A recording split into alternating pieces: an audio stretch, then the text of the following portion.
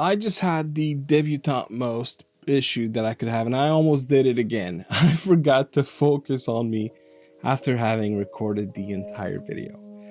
Hi, I'm Clef, and you're watching GameTech Talk.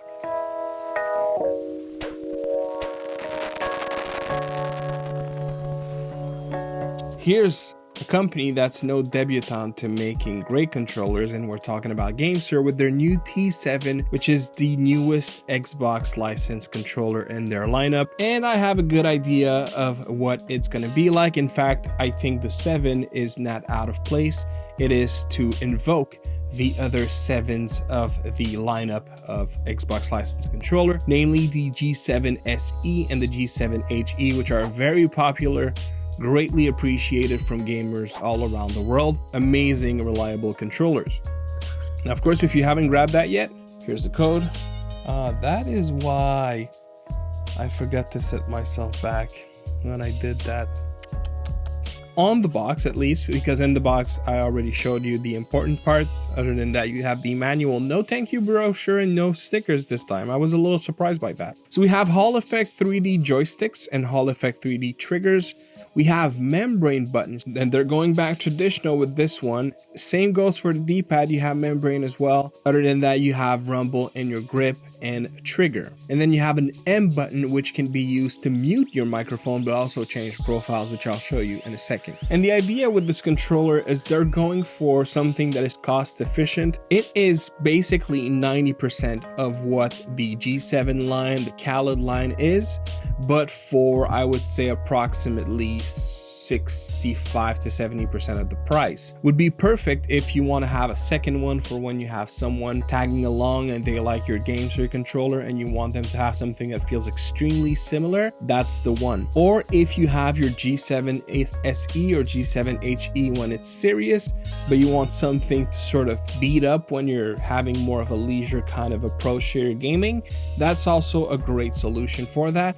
And we'll look at what makes this one different in a second. Going over the look of the controller, first they have 3 different colorways. I like the different shades on the face buttons. It kind of has a style that resembles if the Steam Deck would have a translucent red shell rather than having a smoky black like it does. And in terms of feel as well, this could easily pass as a Steam Deck OLED limited edition inspired controller minus the color of the shell itself. Now, as for the D-pad, it's also membrane, but one that definitely bounces back a lot faster. It feels really, really good. Triggers, you have analog Hall Effect. Now, a big difference is you don't have the 2 back paddles. You don't have that option. You don't have 2 bumpers at the top either, but you do retain the 3.5mm jack, no mute button, but you can use this one to mute yourself. You do have software support both on PC and on Xbox, as this is officially licensed. So you can use the software to change a bunch of things. I'm going to put some footage here. One thing to keep in mind that you do not have with this controller in the software is the possibility to address, well, of course, paddles because you don't have any, but also to address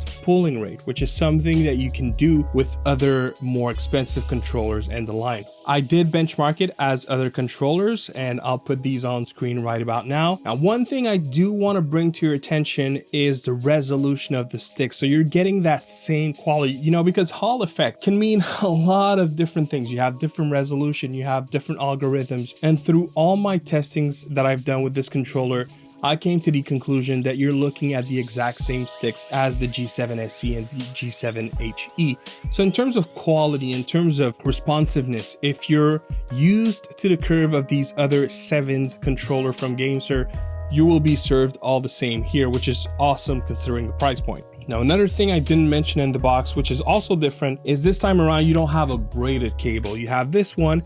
It is a smooth plastic. It almost feels like a Cat5 cable, Ethernet cable. It's very flexible, very malleable. It is not braided like the ones that you get from the more expensive models. You don't have the GameSir branding on the Velcro strap, but you do have it on the cable itself at the connections. Something that kind of gave me a bit of a nostalgic hit is the Xbox button is also membrane, a very stiff and rapid action one, not that it's a button where it would matter. This is membrane, the function buttons are membrane. Really the only thing you have on this controller that is not are these tactile buttons. and they are quite muted. The sticks feels great as always. The glide ring feels awesome, so it's smooth. It's very smooth on the edges as you're turning, as you're making those circular motions. I find that the feel on the shoulder buttons and triggers are slightly different, whereas what you have with usual other licensed Xbox products from GameSir, you have that dotted pattern much like on the original ones.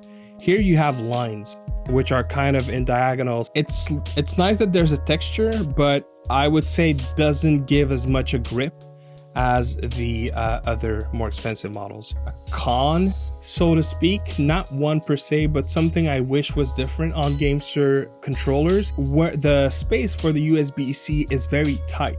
You may have some cables that will work other than the cable that is, of course, included in the box, but you will also run into a lot of cables that will not be able to slot themselves into the USB-C space. Now, the grips do feel nice. I would say for the most part, if you are familiar with the Nova Lite, you kind of want to think of this controller as a cost-efficient Nova Lite. That's kind of what it feels like to me. I do find that the T7 feels like it's a little bit more quality in terms of the weight, in terms of the buttons overall.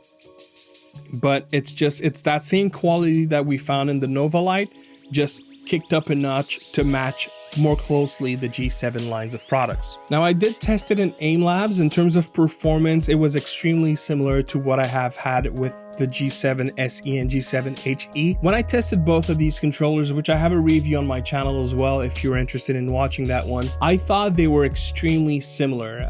Maybe not identical, but it was so small of a difference, and it's kind of the same thing here. I wouldn't be able to tell a noticeable difference between the G7 SE or the G7 HE or the T7. The difference, if anything, is going to be more in your wallet than it's going to be on the quality of those sticks. And when it comes to the D-pad, I did also test it in the same test that I usually do, Street Fighter 2 Turbo. I find that usually I tend to not be a big fan of GameSir's D-pad solutions, and this definitely is one of those controllers that I find worked a little bit better. The membrane is very snappy. It's really that type of D-pad that you don't want to overshoot your motion too much because you might miss your inputs, but as long as you are really precise, you can go quick on this one. It glides easy and it is responsive. I find that the Hadoukens were almost always a hit. The Dragon Punches, a little less. I would say probably an A- in terms of D-pad, which for me on a GameSir controller is rated fairly high. And I think it is better than the average GameSir products because the SE, if I'm not mistaken, has tactile D-pad, but it does have membrane face buttons, whereas the HE has mechanical all over the place. This is definitely a positive to this controller over the more expensive ones. Probably the only positive over the more expensive ones, but nonetheless, I think this is a better controller for fighters. The ergonomics is identical, so that's, there's no benefits there. If you do get a lot of sweaty hands, the HE does have the rubber grip, whereas this one doesn't. So that could also be a benefit to the G7 HE in terms of fighting games in particular, but otherwise the D-pad wins over everything else. It is a fully licensed, fully operational controller for both PC and Xbox. It's a great solution as a second controller if you want to have someone tag along, or if you're just looking for something that is also cost efficient, or if you're interested in going into GameSir's ecosystem of products but you don't want to pay the more expensive bucks. I think this is a great point of entry. You can't really go wrong, and it does a great job at selling you the benefits of GameSir controllers and why so many people love them. So I do think it's a phenomenal option considering the price. I would easily recommend to anyone looking to replace or add another controller to their arsenal because you can't really go wrong. It is such a safe investment when it comes to the quality, the ergonomics, the feel of the buttons, and the software support. The GameSir T7, I mean, there's not much else to say about this. Much like the Nova Lite was super efficient in cost and super awesome quality for the price, it is the exact same that you're getting here. And I think it is especially great for people that are familiar with the G7 line and want to remain in that ecosystem of products. Thank you very much for watching, and I'll see you on the next one. Peace.